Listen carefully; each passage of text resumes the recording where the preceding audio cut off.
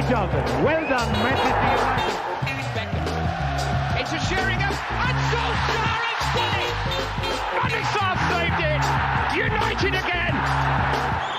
Ready! A magnificent goal by Robin van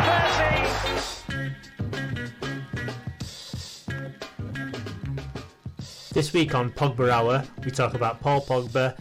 Pogba did a goal, Pogba did some things, Pogba said some stuff. Pogba. Hello, welcome to United Hour, your official redcafe.net podcast on all things Manchester United. My name's Imran. I'm Nik. And I'm Alex. Yeah, we're back. Well, me and Alex are back. We decided we'll come back this year because things are a bit too negative now that we can actually get involved again, I think. Bringing us some positivity, yeah? Yeah, our negativity just seems in line with Mourinho, you know. It doesn't feel like we're going off track or off beat or marching to the beat of our own drum now. It feels like we're in line with him. Yeah, I just couldn't wait to really seep in the negativity because it's where I live. It's what I need in my life. Yeah. Just doom and gloom. So if it starts getting good or anything, I'll be out of here in a shot. In fairness, with me living in Stoke, they obviously catastrophically went down last season, and then they've lost to Leeds in their opening game, and then drew with Brentford at home with their full Premiership team out pretty much on Saturday. So I'm kind of in the midst of negativity, and it's helping me put things into perspective a little bit more. So yeah, well, this podcast is actually just Alex coming out as a Stoke fan exclusive. We'll be done in 10 minutes. I don't understand how you can be a Stoke fan in reality. Like you'd do anything to not be. I just feel like anyone who's, I don't know, pledged their allegiance to Stoke, it's at gunpoint. It's like they're not fully evolved or something. Yeah, it just feels like they're not fully there or completely with it. Well, that's Stoke Hour done. Let's get to United. Season started. The new season's off and running.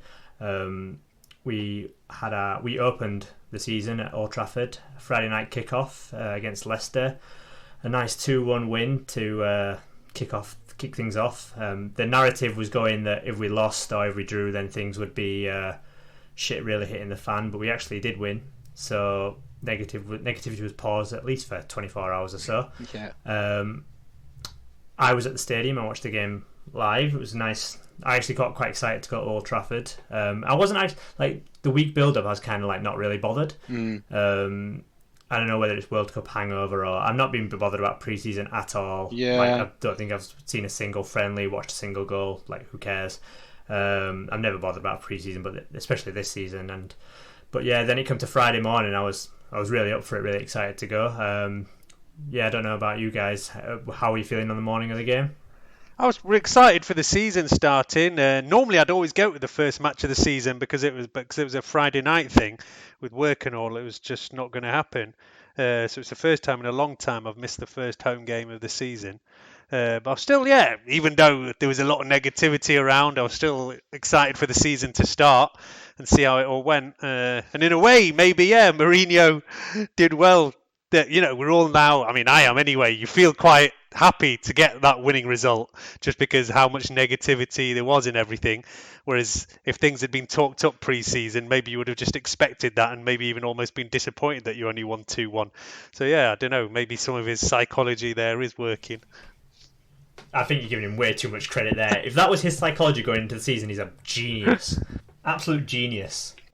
Yeah, he's a genius after one game. Yeah, let's give it a few more games and by Christmas we'll see what we're saying, I guess. Well, no, he thought, we've got Leicester at home, a fairly, Leicester are not a great team, but they're not a bad team. They're not West Ham at home where you expect to win 4 or 5-0. Like, Leicester could actually go to any team and probably draw a game, and it wouldn't be the most shocking thing in the world. So yeah, if you actually saw that and thought, I'll make a win against Leicester feel brilliant, then what a guy he is. But we did win, and I don't think we actually played that well overall. No. I think the second half was better than the first half. First half wasn't great, but started off with a bang. A minute, 30 seconds or so into the game, we get a penalty. Was a penalty, everybody? Yeah, a gift of a penalty, but a penalty. Like a completely unnecessary penalty for them to give away. And that early in the game, a lot of refs maybe just wouldn't have given it, but it 100% was a penalty. It was just stupidity from the player. Maybe just, it's 1 minute into the season, I guess, but still. But yeah, 100% a penalty. He controls it with his arm. He had time not to. No doubt about it. It was deliberate. I actually thought, like, people were saying, I think I read on the BBC match update at the ground that, like, he couldn't, like, harsh because he couldn't get his arm out of the way. It looked to me like he actually moved his arm towards the ball. I thought the same. I thought he was purposely trying to control. If anything, I think he was trying to control it with, like, his upper chest / shoulder and kind of, didn't do that very well. So I think it was intentional and deliberate in terms of the movement and going for it. Maybe not deliberate in that he used his hand, but the intention to move towards it in that manner for me means it's a definite penalty. And then Captain Pogba stepped up. Nick, were you surprised to see Pogba in the starting lineup? Yeah. And were you excited about our midfield three of him, Fred and Pereira? Well, I was. First of all, I was like I was surprised to see him in the starting lineup, and I think it actually did give me a bit of kind of excitement to see him in the starting lineup. I was waiting to see, and we knew Herrera was out, and we'd actually chatted about it last week about who was going to start this game. And then you kind of start looking at it and going, well, is it going to be McTominay or is he going to throw Fellaini in there? Kind of thought because Pogba, was the one who went all the way to the final, that he was going to be the last one to make it. I thought it was great to see him in the lineup and to make him captain. I think was a brilliant move as well, to be honest. We've lacked, it's a whole other discussion, but we've lacked a real leader on the pitch for a long, long time. And it is a bit of a weird thing with Mourinho that he often talks down the whole captaincy thing and just randomly passes out the captain's armband to whoever seems to be the oldest player in the team that day or something. But I think it's something that we've really lacked over time. So to see him there, captain, and I was surprised to see him step up for the penalty. I thought it would be Sanchez. Well, they were having words, weren't they? The two of them. I had Sanchez in my fantasy team, so I was expecting him to step up for it. They had some kind of little conversation about it, didn't they? They had some words. I imagine.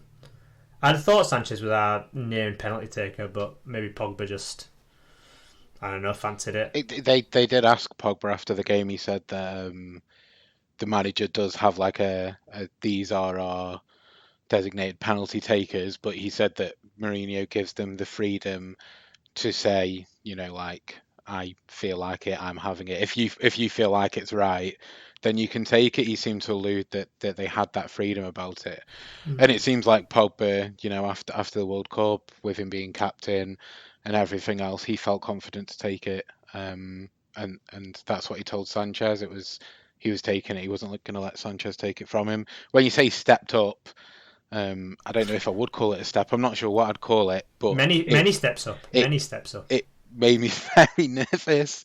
There's nothing I dislike more than a unconventional penalty run up, whether it's too short, too long, whether it's a stutter, whatever it is. I'm really not a fan of them, but it worked for him, and he says that's how he always takes his penalties. And I guess if he's got his own, if that's his way of doing it, and it's like a Johnny Wilkinson sort of thing where he's going to do that exact same routine every single time, and that's his way of staying in the zone and being concentrated and not letting the pressure get to him, not letting the keeper's mind games get to him, then fair play, and he scored it, so it's hard to complain. But if he does that same run up again and misses, I'm 100% blaming the run up. Yeah, the problem with a run up like that is if you miss, you look like a right prick. Yeah. But it was quite funny in the stand because he took the run up, and because we're at the Stretford end, so the opposite end, so you can't really tell how far he is away from the ball. So it took about an age, and literally just before you hit it, someone just shouted, "Oh, for fuck's sake!"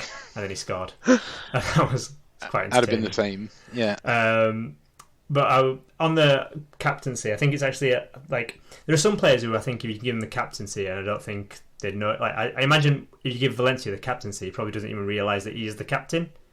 He probably just thinks, "What's this weird band on my arm?" and then continues going about daily life. But Pogba, I think if you give Pogba the captaincy, actually probably affects his game, affects his like temperament on the pitch, makes him think, right, I'm the man here, I need to step up, kind of thing. So I think it's a smart move to give him the captaincy over someone like Valencia. Well, maybe when Valencia come back, he probably will be the captain, and all this will be for naught. Valencia's been given the club captaincy, so I think you're right, Nick, when you say Mourinho kind of demeans its value somewhat, and he says my players can be players without the armband and stuff. But I mean, yeah, we should say Valencia is an awful captain. Like, he barely speaks English. He doesn't say a word. He can't speak English. When I did that Chevrolet thing with him... Well, exactly. Like, I don't understand why he's been our captain. Is it just a case of, is he our most senior player now with Ashley Young, I guess? Yeah, he just gives it out to whoever it is.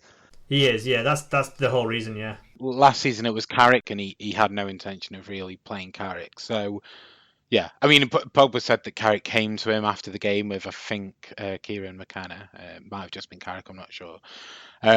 They came to him and asked him about being the captain for the evening, and told him about how, you know, people look up to him, how him being from the academy and all that is very important, and that he can set an example to the other players. So they obviously made an example of it as well. It wasn't just something that was passed to him as they were walking out sort of casually. It was something that they did with intention, which is obviously, yeah, I think you're right. I think it does have an effect on the game, and I think it did. And you know, we'll probably come on to some of his other quotes at some point, but we'll get there. Just the fact that it's not just that it was a surprise that he was available, that he's made himself available. You know, he's come back, he got to the final, he played more minutes than any of our other players. I'm sure he went away and had a good holiday and a lot of celebrating. To come back, to stand up and be confident in playing when a lot of our other players aren't, and probably rightly so, and then to put in that performance and whatnot as well, was obviously fantastic. I think Mourinho said he was a monster after the game, and that was probably as perfect a way of describing his performance as you can, considering the circumstances.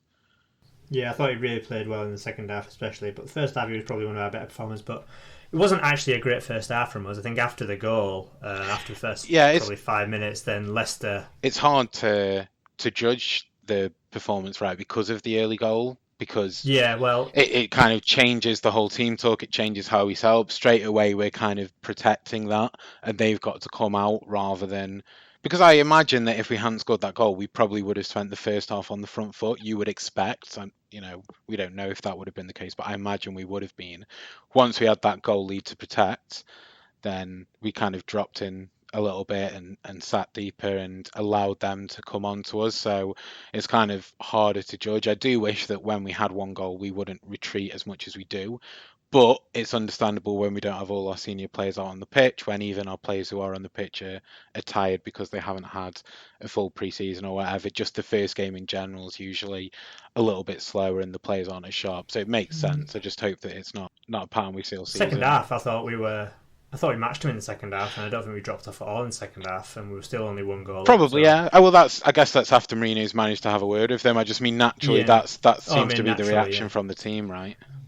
Yeah, that's fair. But I thought it was actually probably one of the most fortunate early goals we'll ever score, in that, like, such was the talk and all the stuff about not signing anyone, and we'll get to that later on. But going into the game, that like if we hadn't scored, and if we hadn't scored a goal and the first half had played out in exactly the same way, I can imagine the half time would actually have been a bit more. Would have got nervy. Not volatile, but not exactly happy, I say, with how we played. But there would have been a bit of a tension, a bit of nerves around the ground. The early goal completely killed any negativity around anywhere, and then it was actually like quite a positive atmosphere from there on.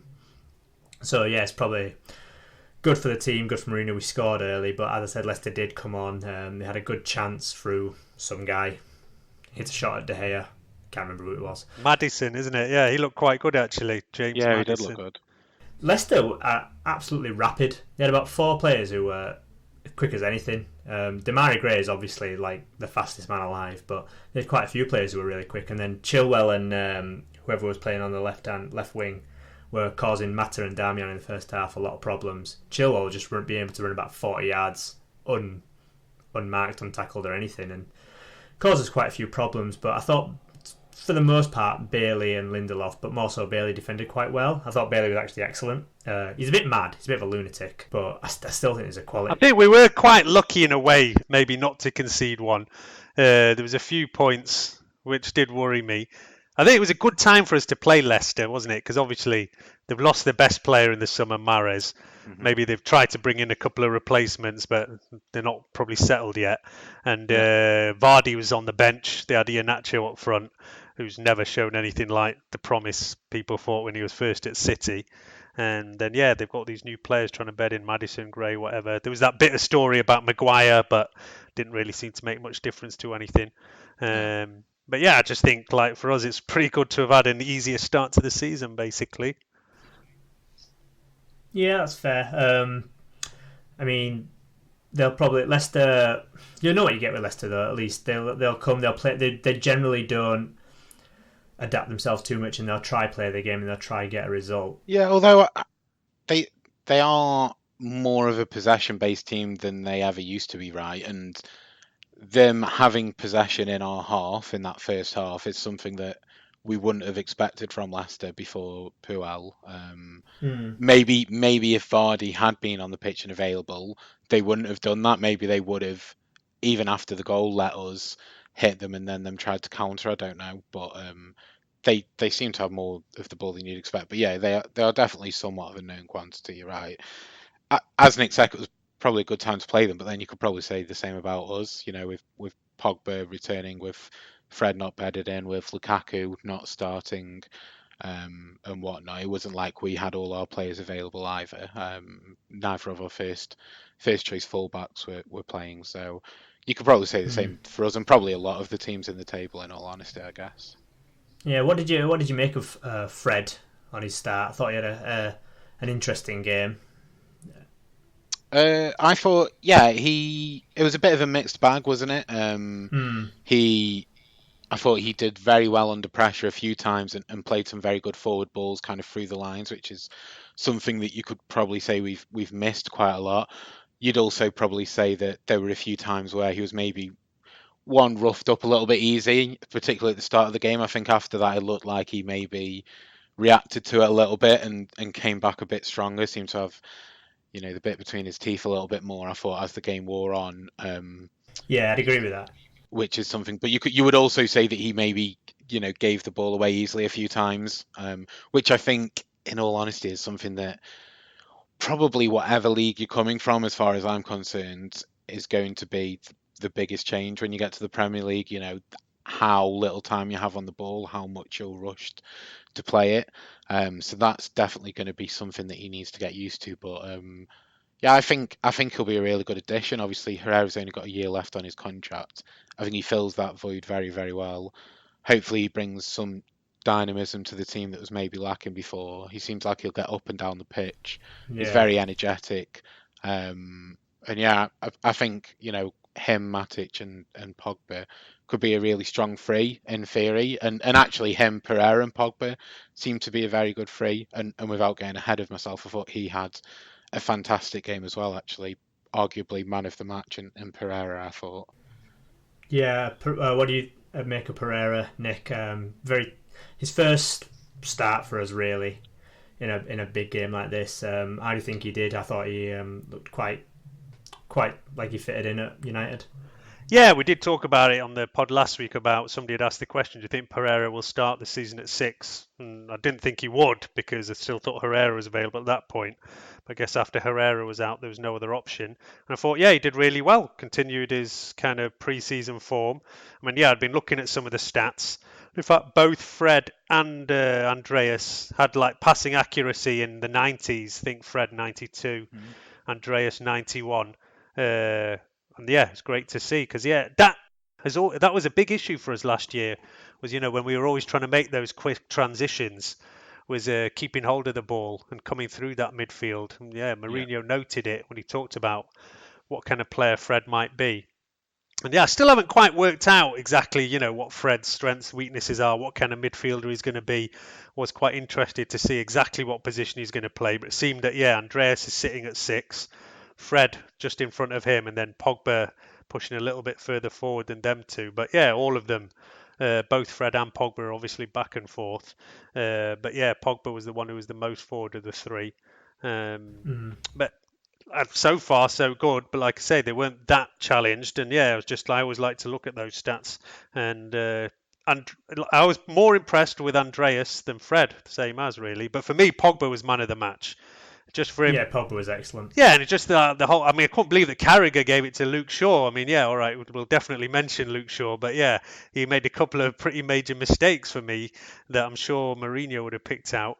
But yeah, for me, Pogba was the one who was the story. Coming back from the World Cup after all these like rumours of Barca wanting him, falling out with Mourinho, straight back into the team, captain, steps up within a few minutes to bang in, and then he was immense all game, back and forth, doing the defensive bit, making the creative passes, and that's exactly what we want to see. I mean, I'd said it at the end of the podcast last week. I said if there's any chance of us challenging for the league this year, then we need that World Cup Pogba every week. And the other one that we need is Sanchez to deliver what he was doing for Arsenal, or whatever it was, 2 years ago, 3 years ago, when he was like Player of the Year. He was quite a disappointment for me. I don't know what you guys thought. I was going to say 50% ain't bad. No, I thought Sanchez was awful. I thought it was our worst player. I get like he was trying a lot, I guess, is a nice thing to say, but it was just really bad. Like nothing. He just gives the ball away way too often. So much. It's so frustrating. Yeah. He sees the pass and then he just didn't execute it at all. And then he really pissed me off at the end when after they scored a goal. We gave the ball away twice to them, and both times it was him getting the ball and trying to cut inside instead of like obviously either whacking it down the line smart, or just running down the line. Like instead of running inside where you're obviously going to get tackled, it was just like that's just basic intelligence there. And he just completely like you could tell he was getting more and more frustrated with himself as the game went on. At least he wasn't the Arsenal Sanchez where he just blamed it on everyone else, because you could tell he was pissed off at himself more than anyone. So I think it was just one of those days for him, which is disappointing after he had such a good pre-season as well. But he can't get any worse, at least. So he is such a frustrating player, isn't he? I can't make up my mind because I watched Arsenal a lot and I loved Sanchez when he was there. And I can't make up my mind if he's, I'm sure that we could easily look up stats to figure it out. But if he gives the ball a lot more now, or if it's just when you're watching as a neutral, teams losing possession and it's just like the natural ebb and flow of the game. So, Arsenal having the ball and then not having the ball, you maybe don't notice it. Whereas I think, I'm sure it's the same for you guys and for a lot of the listeners. When I'm watching United, I seem to notice and take note and start keeping a tally every single time a player loses the ball. No, I'm not sad. Sorry. Not like I can't say, that's 13 times. But you start to notice a pattern of, that's a few times he's giving the ball away now. I feel like maybe either I didn't do that when he was at Arsenal, he just didn't give the ball and get dispossessed nearly as much when he was there. I'm not sure which one it is. But it's just so frustrating. No, I think he did, because, I've got a couple of Gooner mates, and they were saying, that is the kind of player he is, because he's always trying to pull something off. So, he will lose the ball a lot, but hopefully you think that he delivers enough times that it's worth it, basically. But I mean, like I say, if I'm looking at that list of passing accuracy, his is way down compared to anybody in the team. We'll see at 65%, which is by far the worst apart from De Gea. So he definitely needs to sort that out. And he was the one that kind of everybody thought is going to hit the ground running this season and can get us off to a start, because everybody was talking about the fact that he's finally had a pre-season time to get used to the team and everything, and he looked on good kind of fitness and form pre-season, but it didn't quite happen for him in this game. I hope it does, because I've spent a lot of money on him in my fantasy team, so he better deliver. Same. In fact, that's probably a good time to mention we've got a podcast league this year for anyone on the official Barclays Premier League fantasy page, whatever it is now. It's not Barclays anymore, is it? It's just, fantasy.premierleague.com. I'm pretty sure that I'm top in the league as well at the moment. I actually still need to put my team in that, so we'll see where I am compared to you. But I think we'll put the code out on Twitter and on Red Cafe, so if any of the listeners want to join in there and see if they can beat us, we'll see how we go. Maybe we'll find a prize or something from somewhere if anybody can beat us, podcast team. definitely. You say if, like it won't happen. Someone will definitely beat us.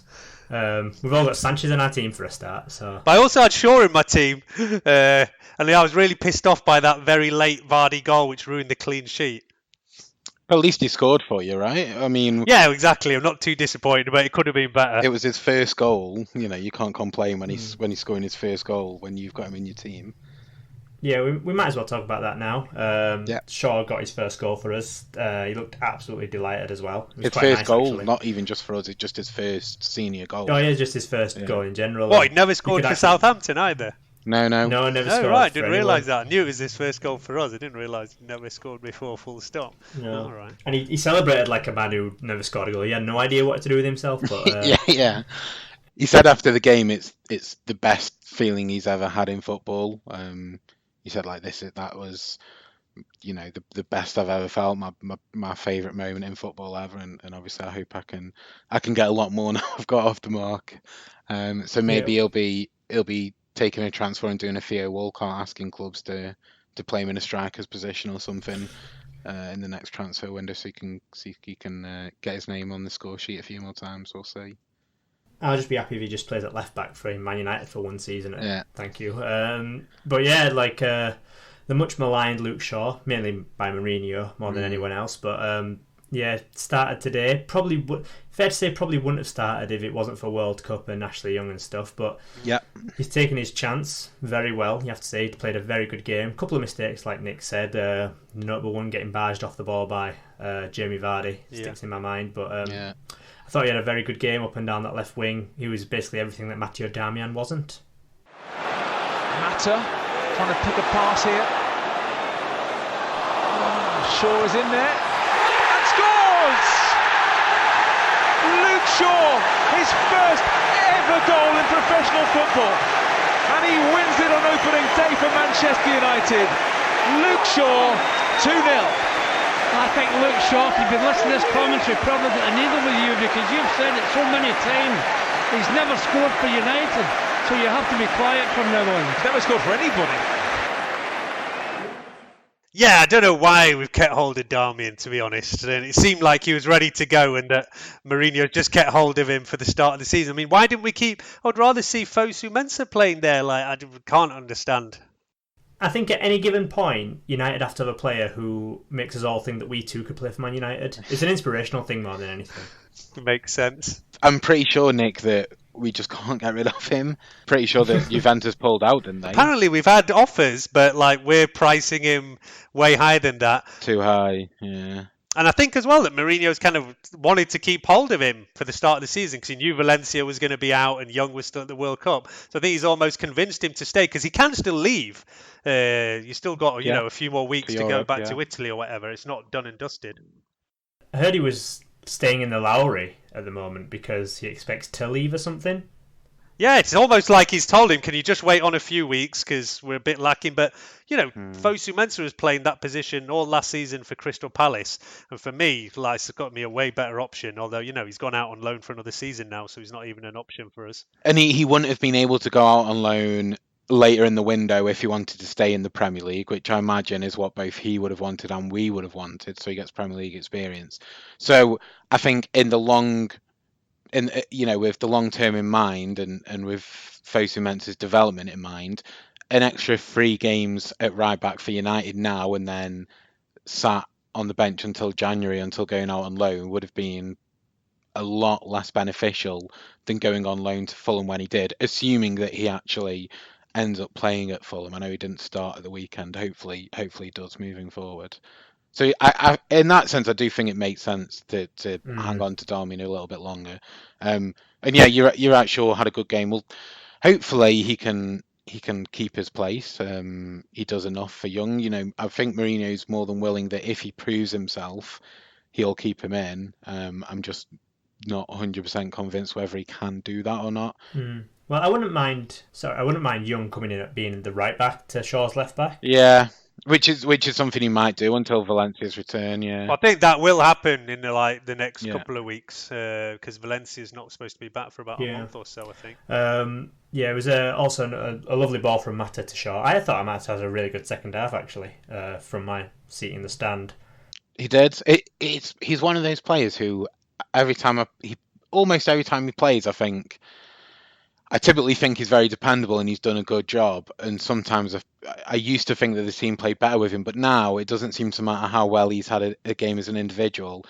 I still just seem to think we're really lacking a player on that right hand side who, can give us some width and can get in behind, because so much of our play goes up the left and through Sanchez, and especially when Sanchez is as frustrating as he is at the moment, it does somewhat concern me that we don't have any real offering on the right. But I do think he helps things tick along, and I do think he had a good performance.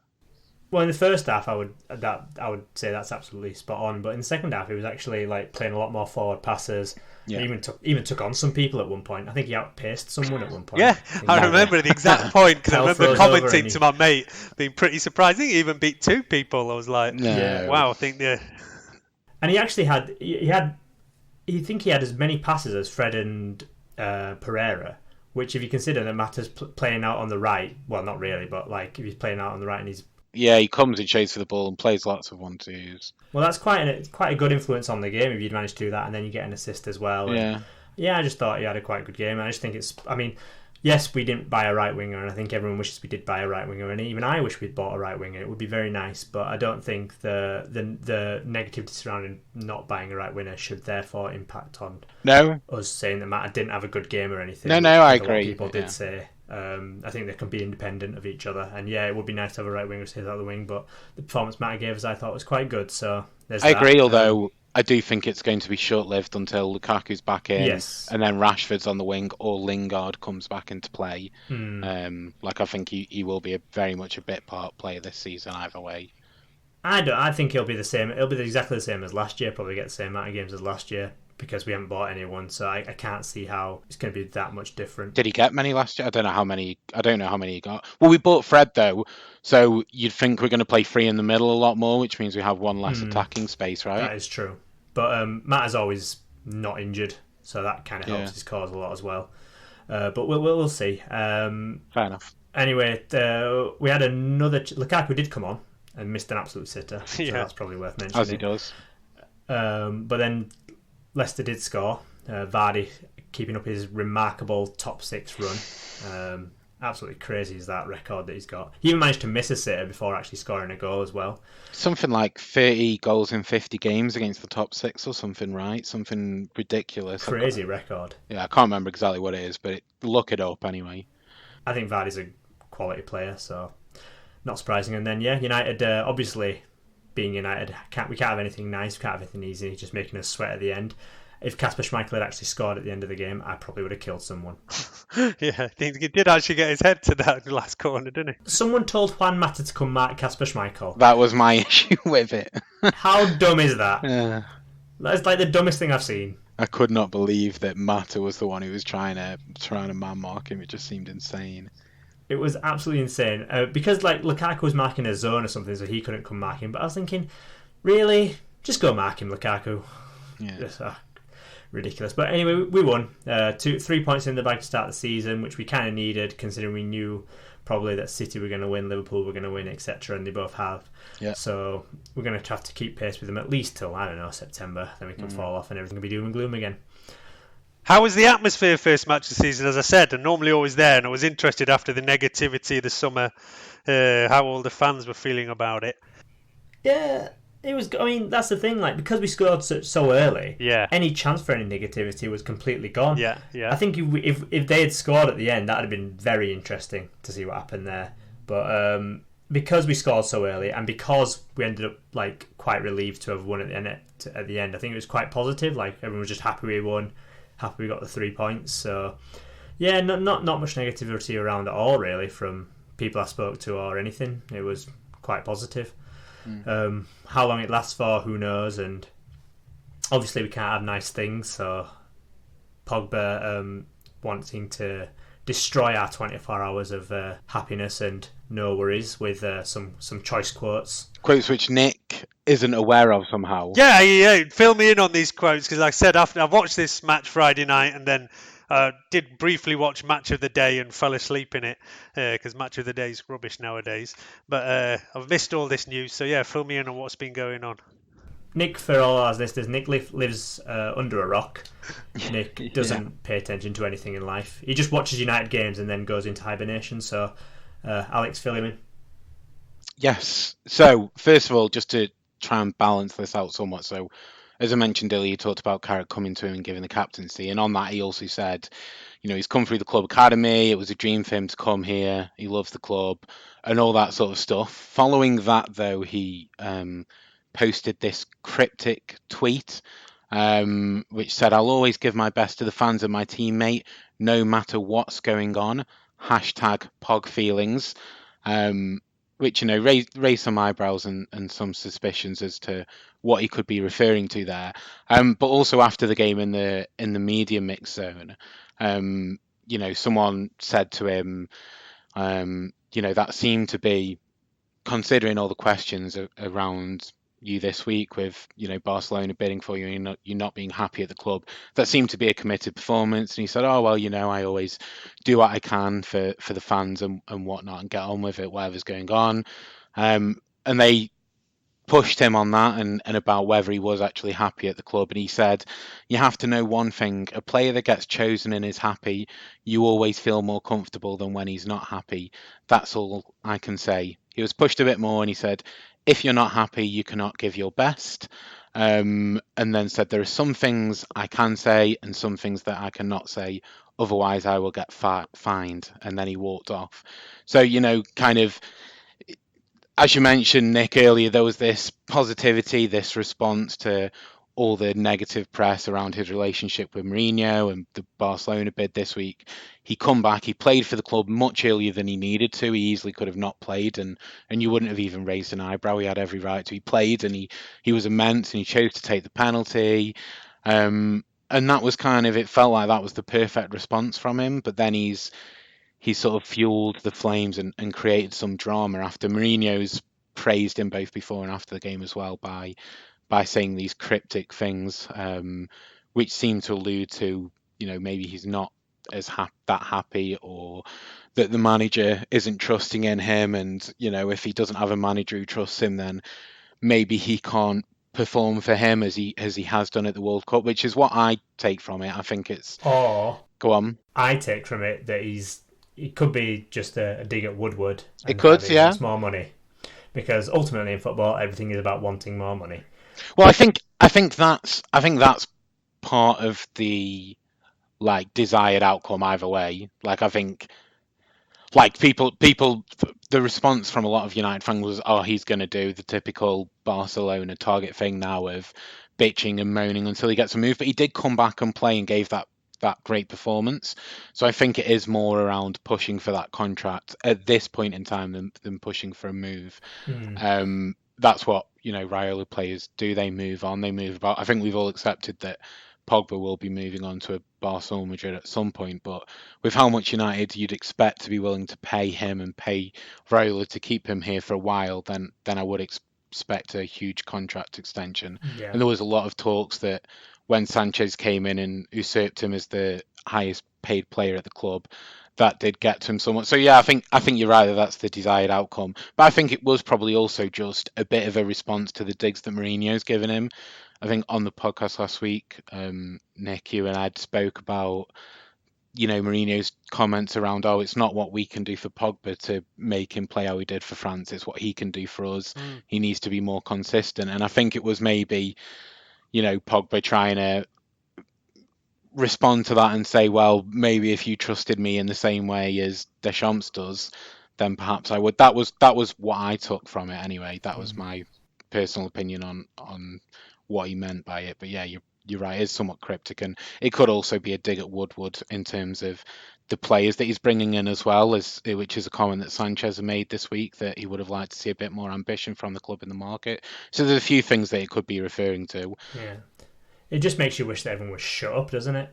Yeah, and just get on with their jobs, really. Like, Jose should shut up sometimes. Pogba could just shut up and not say anything after he just won a game. Yeah. Would be nice, wouldn't it? But that's football. Are you in meltdown, Nick? Hey? Anything to add to that, Nick? Well, look, I think you can often overanalyze a lot of these kind of things. I mean, especially tweets and all that. I think it's a total mugs game to even start working out what these players are putting out and tweeting. But yeah, when you see somebody say something live on TV, it's a bit different. But players say a lot of things here and there. Managers say things. I mean, as long as he plays like that every week, I don't really care. And you said what, Alex? You said I think we all accept that he's going to head off to a Barca or Madrid. No, I don't. Yes. Why should he? If he was made captain of Manchester United and can play like that for us every week, then yeah, I don't see any reason why he shouldn't stay here and become a United legend for us if he can just keep doing it. For me, it's as much about his agent than him. Yeah, I can understand that, to be fair. Barca and Madrid will come calling, and in all honesty, I think if you're not an English player who wants to stay in England, then they're going to be a huge call for anyone. Like, I wouldn't. But he semi-is. All right, he's not an English player, but he's somebody who's obviously come through our academy. Talked when he came back about, I feel like I'm home. He did feel at one point that he had to leave us, and he may be at some point, depending on how we move forward with things. It all depends on how competitive United are. If we're going for Champions Leagues and the titles, that'll make a big difference to whether he stays. Obviously, his relationship with Mourinho, depending on how long Mourinho stays, and then the manager that we get in next, for example, if that was Zidane, I think he could really buy into that. If it was someone else, then maybe not. I just think both of them are an attractive proposition, but Raiola has always, all his players have always moved from club to club so that they can get a huge paycheck, and so can he. Ibrahimovic had 9 clubs, did he? 10 clubs. He moved on every few years. He moved on, whether it was to Juve, Ajax, to Juve, to Inter, to AC Milan, to PSG, then to United, now to LA Galaxy. And there was Barcelona in there as well, of course. That's what he does. And he seems to be a very influential person on Pogba's life. So I just think at some point there's a good chance that will happen. Maybe not. We'll see. But right now, I don't think it's so much about the Barcelona move as what Imran said in terms of getting that new contract. Ultimately, we're in the driving seat. I think he's got 3 years left on his deal. I'm not sure if there's an option at the end of that as well. So we're in the driving seat. So, we're in control of the situation, or at least should be. And you're right, if he's playing how he did last on Friday, then it's much less of an issue than if he's on the bench and being punished by Mourinho or whatever else. So we'll see, I guess. Yeah, we'll see on that one. Did you see, actually, there was a poll on Red Cafe of if you had to pick to stay, if one has to go, Mourinho or Pogba. I did see that. Yeah, it was a bit of a landslide for Pogba, actually. But could you vote for don't care? I think there's always a buoy option or whatever, isn't there? Yeah. But it's a slippery slope, isn't it, when you start picking players over managers?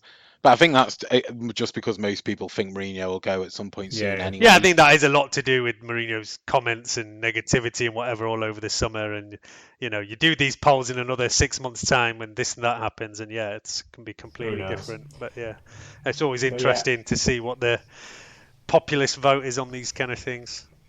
As we alluded to, Sanchez said something about signing world-class players. Obviously, after the transfer window is closed, that's very useful. Sanchez, well done. Yeah. Because we didn't buy a centre-back. That was the rumour going into transfer deadline day, that we're going to buy Alderweireld, Boateng, Maguire, Mina, whatever. Didn't materialise. And then, obviously, after deadline day had passed, it seemed that Woodward was briefing all the media about why such a thing didn't pass. I don't know how much I want to talk about this. It's all fucking nonsense, but I don't know why Woodward's briefing the media against the manager. I don't know. I fucking hate Woodward. I absolutely fucking hate the guy. I think there's obviously been, Mourinho's made a few comments and people have basically understood that he's not happy, that he's not getting what he wanted. So they're kind of building up this kind of club versus manager thing. Woodward's ego has taken a hit. I was surprised that we didn't buy anybody. I thought we'd get somebody in, but at the same time, I don't want to see the club just bringing in people for the sake of it. Yeah, I agree. And we did say on the podcast last week that I was myself pretty surprised that our priority seemed to be a centre-back. I mean, we can definitely improve in that area. I think we've got a lot of decent centre-backs and we haven't got any one great centre-back. But I don't think somebody like Mina necessarily would have improved our options. But Alderweireld would. Yeah, Alderweireld would, and especially when we just talked about leadership and lacking leadership. We talked about it on the pitch in general, and especially in the defence. There's often been moments where you just say, who is organising everybody here? Who's in charge of that defence? I think from that kind of perspective, even not just from how good a player he might be, it's something we definitely do lack, and I can understand why we're looking at that kind of player. Again, somebody like Maguire probably would have made us better, but is he going to make us that much better? I'm not too sure. Yeah. Do you not think it's a bit dangerous when Woodward is saying that he knows better than Mourinho in a way? Well, that is the big question. I mean, we know that Woodward knows very little about football. That's what I'm saying. So and unless the Glazers have started spending a lot of time, they've barely taken that much interest in football side, although I know maybe the sons take a bit more interest than the dad did, but I can't see that they're making calls about which players the club should be buying. So then you kind of wonder who is making these decisions. Yeah, it's Woodward. Yeah, exactly. And is that not a dangerous thing that Woodward? But who's advising Woodward? I mean, I can't believe that Woodward is making footballing decisions. For me, that's very difficult to believe that he is actually saying, "Well, I don't think this player is worth it, or that player is worth it." Well, in fairness, what I would say is that Woodward's obviously come from an accounting background and whatnot, and he's very much on the finances, and that's what he's good at. And you can quantify transfers in that sort of manner. So he's probably looking at it and saying, well, Maguire was how much money going from Hull to Leicester only a season ago, and Alderweireld, who I think everyone probably recognises that he would have improved us, and he is the only centre back who I think it would have been worth buying that we were linked with. I agree with Nick. There's no point bringing in mediocrity, someone who's not going to make a big difference. He would have because of the leadership factor. I'm with Nick on that. But you can look at him and say he's 29. Tottenham want 60 million plus for him when he's only got 1 year on his contract, I believe, and we could approach him in January. I think that's right. Either way, he's going to be very cheap very soon. He's had 3 hamstring injuries. He's getting on. There's going to be no resale value there. And also, for all we know, we don't know what Tottenham was saying in terms of that evaluation. It might not have just been 60 million. It might have been, well, we want Martial to come the other way. There was a lot of talk around that too long ago. So I think I agree that Woodward shouldn't be making the footballing decisions, but I can understand him being reserved about paying a lot of money for aging players. He showed that he was willing to buy Matic a year ago for 40 million, who's obviously getting on a bit, and Sanchez as well. So I think where it works for him, he's willing, and for young players like Lindelof and Bailly, he seemed more than willing to pay over the odds and not have qualms with it. So I can understand him getting involved in that sense, but we spoke about this in March on the podcast that, as far as I'm concerned, there has been that lack of direction at the club since Fergie left, where we have really needed a director of football, because we've lurched from different managerial styles with Moyes to Van Gaal to Mourinho. They don't complement each other at all. All the transfers that one brings in, the next one has no interest in, but then we really seem to struggle to shift the deadwood, as you said, with Darmian, as we've seen with Rojo. Other than Blint, we haven't really got rid of anyone this summer. Totally forget he exists. Exactly, but apart from him, we've struggled to get rid of players, and yet we've got a big squad of players who are just sitting there cashing in a hell of a lot of money. So as far as I'm concerned, we do need someone who, one, knows football and is qualified to make those footballing decisions, and two, that his job isn't diluted by being the CEO of Manchester United and having to care about all the other stuff, or being the manager of Manchester United and having to coach the players and also not necessarily be there for the long term. So I do think that that's in desperate need, and it sounds like the most recent briefings from the club have been that we are set to appoint one, I believe.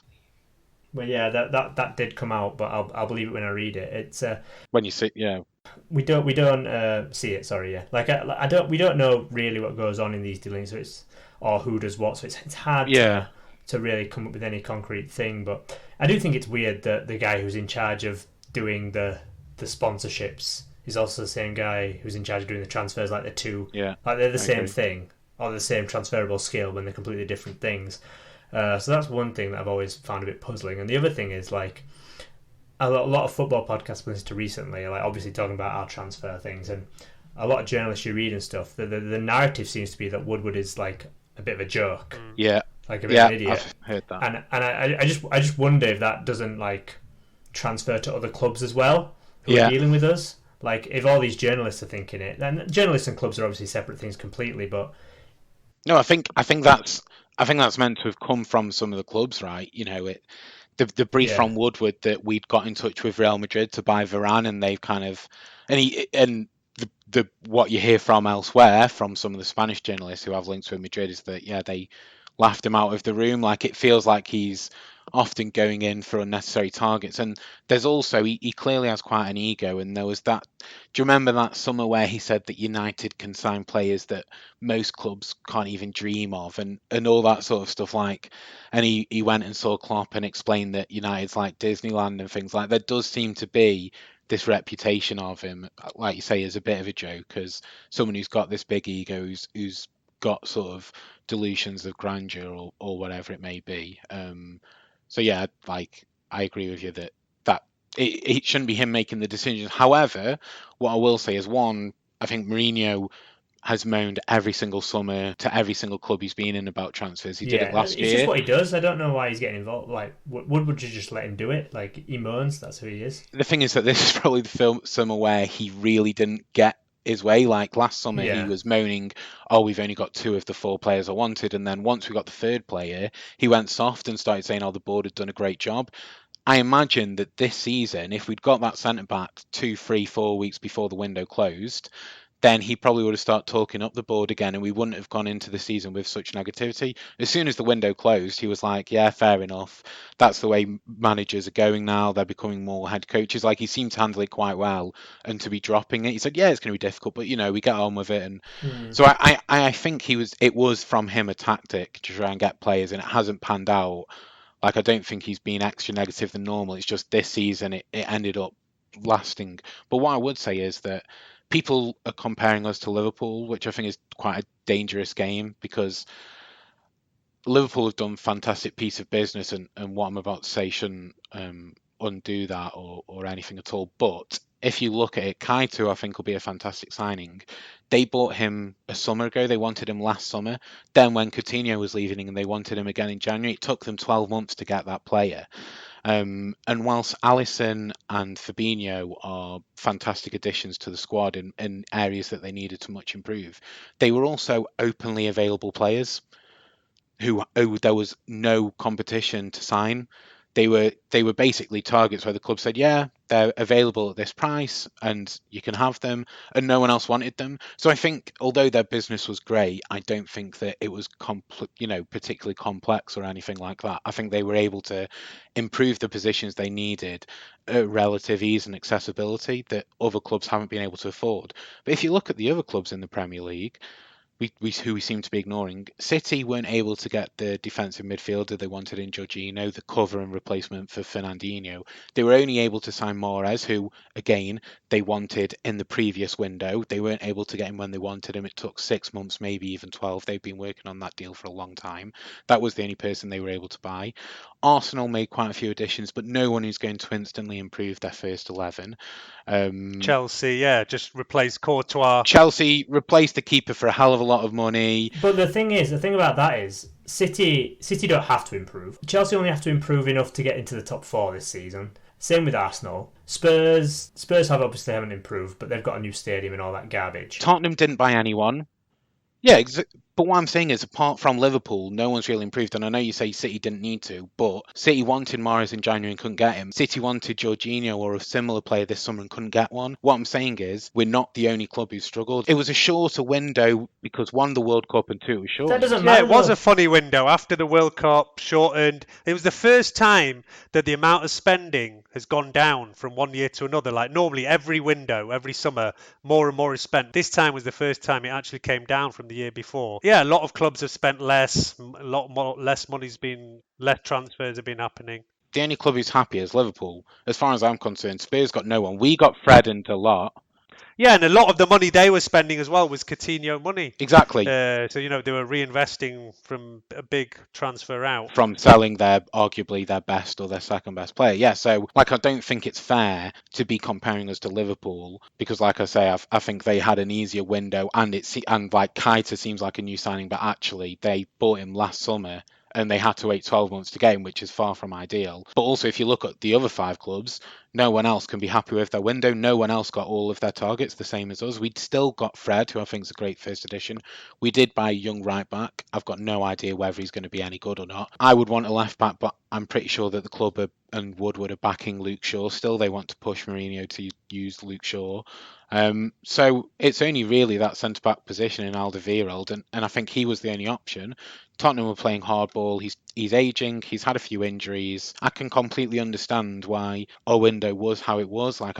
As much as when you isolate it, it looks like Woodward's let Mourinho down. When you look at the bigger picture and you compare it and look at relative to the rest of the league, I don't think you can say we've had a bad window at all. Really, it's not been good, but it's not been any worse than anyone else. Well, hang on a minute. Now it's relative to the rest of the league, which is fair, but we're still Man United. We still have more money than the rest of the league. Not than City. There is still a transfer market out there, and yeah. The fact that we haven't been able to do anything in it, just because other teams haven't done it, we're like, oh, it's all right then. No, that's not really how anyone should be doing their job at all. Like, if anyone in their job is like, oh, I've done poorly, but it doesn't matter because everyone else done poorly, then they're not doing a good job. So it's all well and good comparing yourself, but if you've not done a good job, you've not done a good job. And we had to do a good job because we had to catch up to City. That's what we should be aiming for in this club, is to catch City. And the two teams really, I mean, Spurs never spend any money because of Levy, and that's their bag. But there's us and Liverpool who are really behind them in terms of trying to catch them up, and Liverpool have done that and we haven't. And yeah, we can compare ourselves to Chelsea and Arsenal, but Chelsea and Arsenal finished 5th and 6th last year. We finished 2nd, so we should be trying to overlap City, whereas Chelsea and Arsenal probably only want to just get into the Champions League. And what we've done, we're not going to do that. Probably we might, but it's easy. I just think it's easy to say, but as far as I'm concerned, it doesn't seem like there were the opportunities. I'm sure if Gareth Bale had been available and Ronaldo hadn't left Madrid, we would have signed him. I just don't see that where it all kind of fell perfectly for Liverpool and the players they needed were available and no one else wanted them. I don't think that was the case for us. So I'm just saying that I can appreciate the difficulty in this window. But think about what about surely our scouts should be finding those targets that aren't Gareth Bale. I mean, I'm sure in the Premiership this season there'll be one team. But so is everyone. There'll be one team that's from Everton downwards who have signed a player who by next year will be like, yeah, everyone wants to buy that player because he's amazing and no one else bought him and they bought him. But if he'd come to United, would he have performed how he would there? You can't it's we need to start uncovering these people a bit more as opposed to just wanting to buy Gareth Bale all the time. But that's another story, I guess. Everyone's got good scouts, and you've got those clubs who hoard those players up these days. There's just a lot more competition in the market now. The teams at the bottom of the table, like Wolves, can spend big money, and the teams at the bottom of the table don't need to sell their best players anymore. Tottenham don't need to sell to us anymore. Obviously, I know they're not at the bottom of the table. What I'm saying is, well, yeah, Leicester are the ones, they've not needed to shell out Mahrez and Maguire. They can say, no, we don't need the money if you don't pay us what we asked for. Whereas in days gone past, those players would have moved for sure. Whereas nowadays, they've got big money themselves. I just think it's much harder than in the past. But I appreciate your point that, we do need to catch up. I can understand the difficulty in doing so. I can understand, I kind of with you on this centre-back, but I don't understand why we haven't bought in some right-winger attacking player. I can vaguely understand why we haven't bought in another full-back. I still think we're looking a little bit weak in that area. Are we sure that we really wanted a right-winger? Mourinho was kind of consistent last season. Well, he said he wanted 2 players. So what do you think? So one is definitely a centre-back. What do you think the other position was? Well, and after he signed Sanchez, he spoke a lot about how he's completely happy with attacking players. No, but he said just in the last couple of weeks he wanted 2 more players. He never said that any of them were going to be attacking. No, but what I'm asking you, if you don't think it was a right winger, what do you think the second player was? I don't know. Maybe it was, but maybe it was. I'm just saying that It has to be. It has to be. 'Cause he'd already bought in another fullback. It had to be an attacking wing wider player for me. I can't see what other position possibly he would have been talking about. It could have been left back. Well, Shaw is still at the club. Ashley Young has had a good World Cup. I would be surprised if it was a left back, to be honest. Maybe. But yeah, it could have been. Who at right wing was available? Well, that's for our scouts to find out, isn't it? Yeah, I'm sure there is somebody somewhere. And even you say Fred. Had any of you heard of Fred before we bought him? We've paid 60. I heard of him, but yeah, I know what you mean. That's nowadays you pay 60 million quid for players and you barely even know who they are. Before, that kind of money is world stars and stuff like that. Like you said earlier, we don't want to be buying mediocrity and having to pay that money for those players who, whether they can make the step up to Man United is a big question in itself. Never mind if you're having to bring them from some obscure league or team or whatnot, especially when there's 10 other clubs who are trying to sign them. I just think it's much easier said than done. I think if we were probably after Willian and Perisic, and other than that, we probably weren't looking elsewhere. And this is probably why we need a director of football, so we can identify these targets much better, much earlier stage, and get a few more potential candidates in rather than always trying to buy the finished model. I'd agree with you there, Imran. I'm just saying we haven't been structured to do that to date, so I can understand why we're kind of in a position where we need to buy someone who's going to instantly improve us, and why that's not easy because of the increased competition, because every club has more money, because there's a lack of options in the market.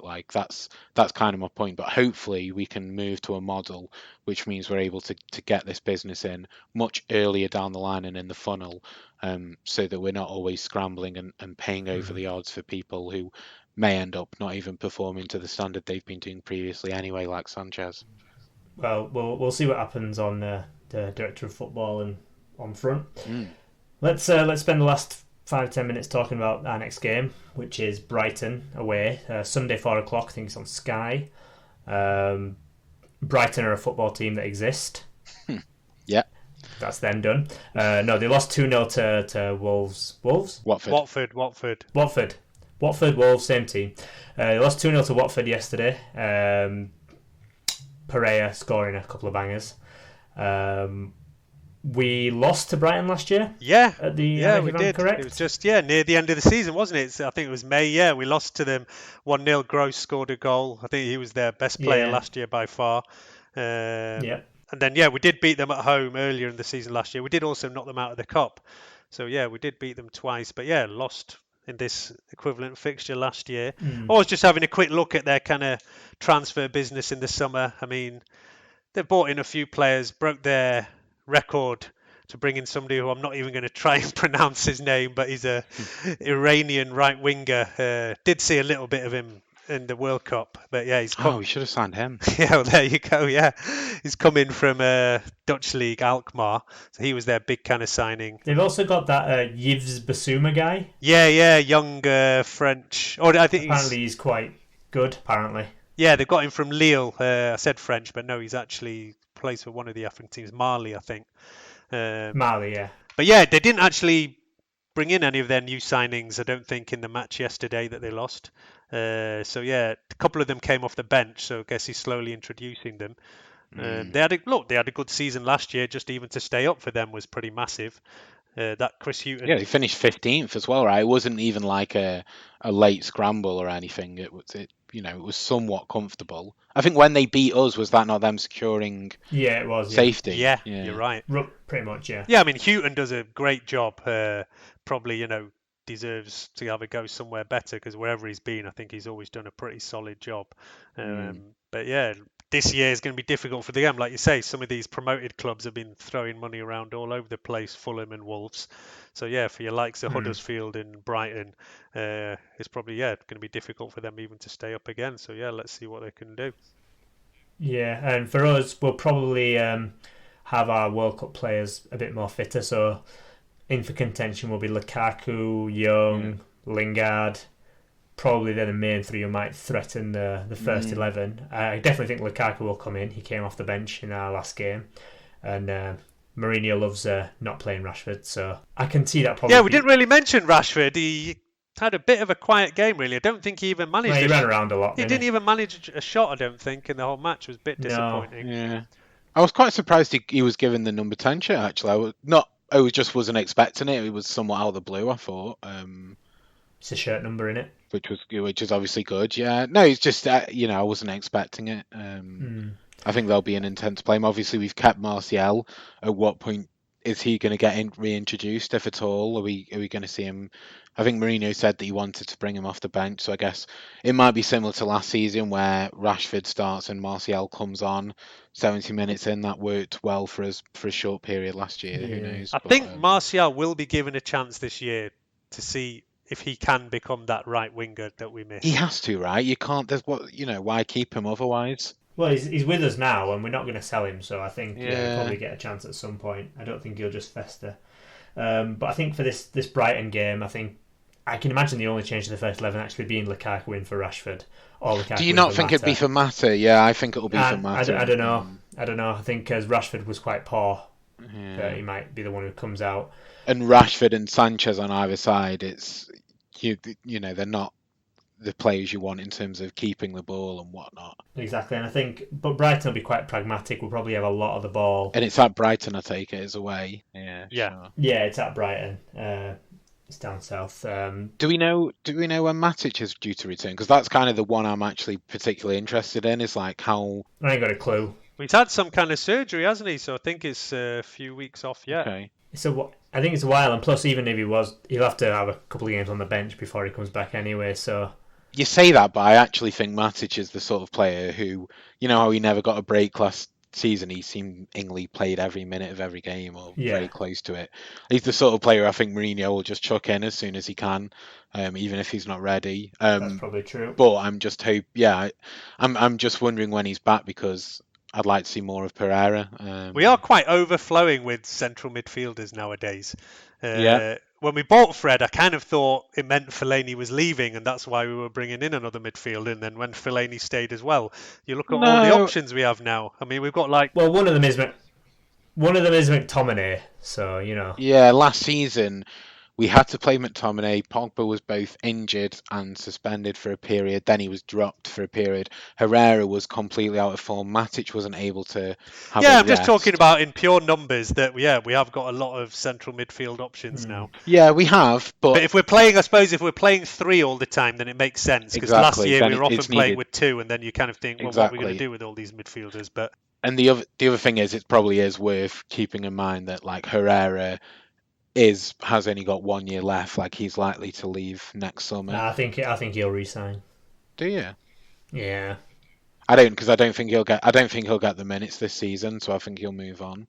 I think he'll probably go back to Spain, but we'll see, I guess. But yeah, anyway, he's only got a year, so there's some security there. But I do also think, as Nick was saying earlier, we did lack in terms of that building up of possession and whatnot, and I do think Fred will bring that to the team. So it's that we've brought Pereira back in as well, I guess, and kept on to Fellaini. It's the combination. I think McTominay should really go on loan, considering, as you say, how many options we've got. I don't think it's worth having him here. Yeah, I'd like to see him go on loan. But I think Mourinho really loves McTominay, so yeah, I think he's going to. Well, he does. He made an award for him, didn't he? So. The McTominay Award. The McTominay Award. Yeah. If McTominay's not here, who's going to win the McTominay Award? So anyway, do we think we'll win? Alex, what are you going to think we'll win? Yeah, I think we'll win. I don't think, with it being away from home and a few players betting back in, I don't think it'll be too comfortable. But yeah, I think we'll win. I think it'll be a 2-1 or something. Nick?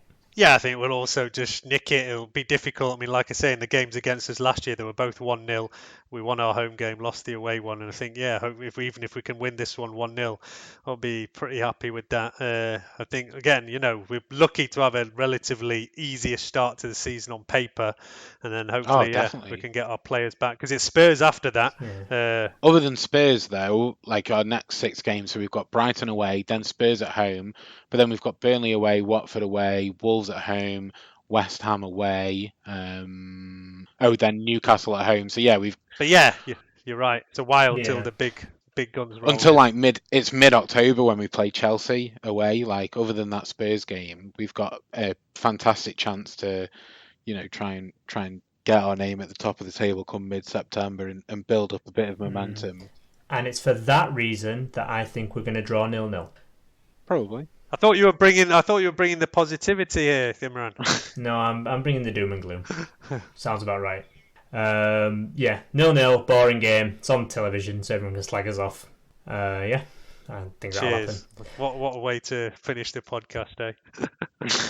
I think a lot of people are going to be a lot of people are more interested in like how Mourinho responds to Pogba later in this week than anything else. I think that'll be a non-story, to be honest with you. I can imagine he'll just not say anything.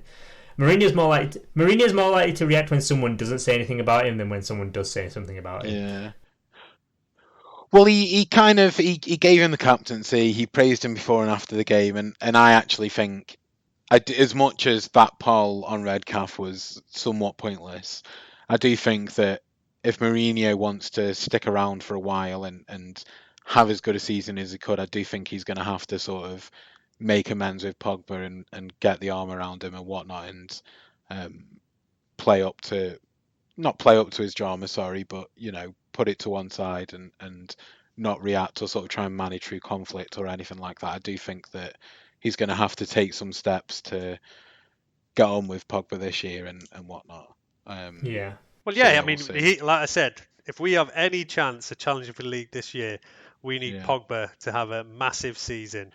We do, but then it's just that, like, I wonder whether past Mourinho would care about that. And, like, last season, like, the thing, like, people, just quickly, the comparison's always made with Fergie's man management, and people used to say, if it didn't matter how big the player was, Ferguson would move the players on, whether it was Beckham, whether it was Jaap Stam, whether it was Ronaldo, whether it was Van Nistelrooy, whether it was Keane after his comments on MUTV.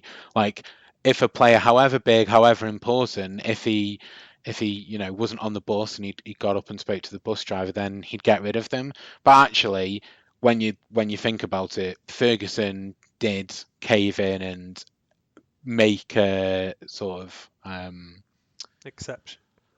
exceptions, yeah. Whether it was Cantona, and he went out and saw him, didn't he? Whether it was Ferdinand after his ban, whether it was Ronaldo with the flirting with Madrid and he asked him to play for one more year, whether it was Rooney when he flirted with Man City and went for that extra contract. Like, we think that Ferguson moved everyone on because no player was bigger than the club, which is true, but actually he also recognised that there were times and periods where a player can be really pivotal to a club's success in that point in time, and there were definitely times where he made an exception, and I think you're right that Pogba is that player for us right now, so he does need to get behind him and make sure that he's putting an arm around the shoulder and not...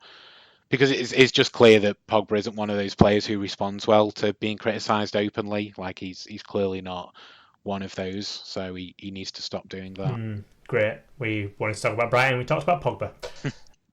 Pogba hour. Sorry. There you go. But that'll do. Pogba hour. That's Pog hour for this week. You can obviously post in the thread, catch us on Twitter, all the usual stuff. Alex, do you want to make mention of a Patreon or something? Oh yeah, well, just quickly, there's really not much to mention. It's kind of an announcement of a non-announcement, but we're thinking and probably will set up a Patreon. So in the thread, maybe on the next podcast and also in the next episode, we'll hopefully have a bit more to say on that.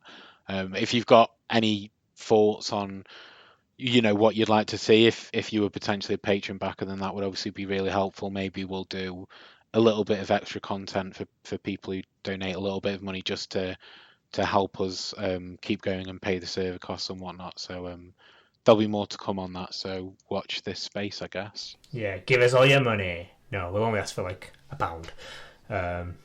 So we're quite cheap. Speak for yourself. Compared to most of Alex's dates. Right, and on that note, we'll say goodbye. Cheers, everybody. Good night. Cheerio.